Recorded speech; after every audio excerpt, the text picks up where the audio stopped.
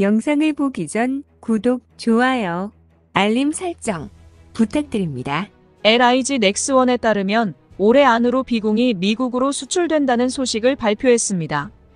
계약 금액이 조 단위에 이르는 천공투에는 미치지 못하더라도 수천억 단위의 비공이 수출될 가능성이 높다고 합니다.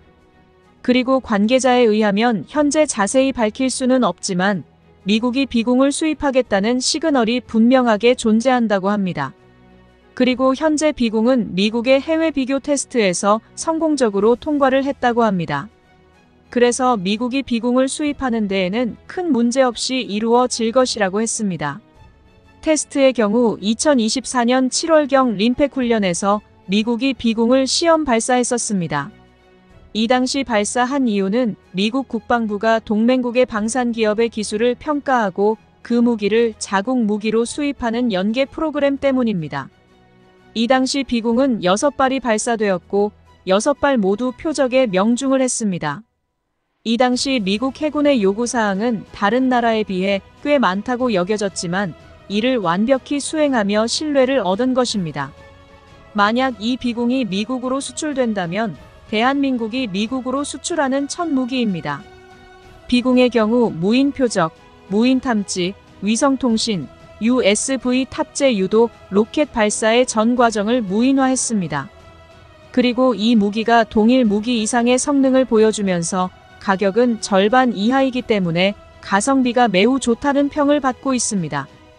LIG 넥스원 관계자에 따르면 현재 미국은 막대한 개발비로 인해 2.75인치 유도 로켓의 전력화를 포기했다고 합니다.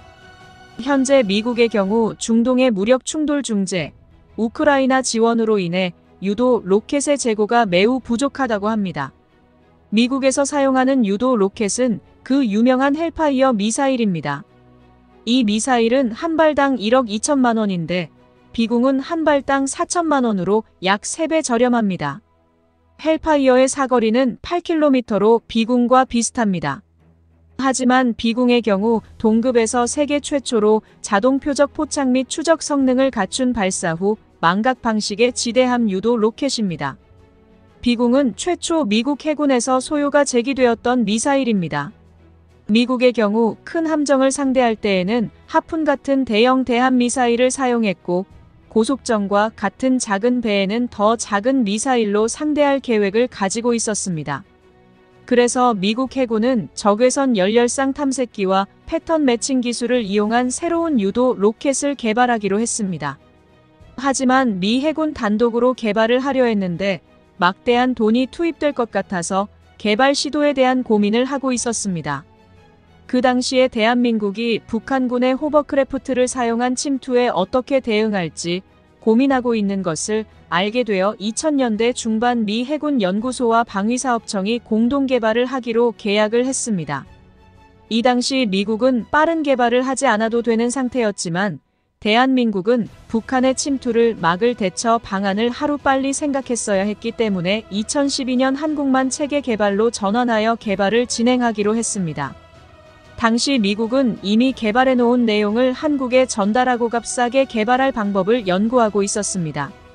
그러다가 미국은 영국의 베이사에서 개발한 레이저 유도 로켓을 채택하게 되면서 이 사업에서 빠지게 되었습니다.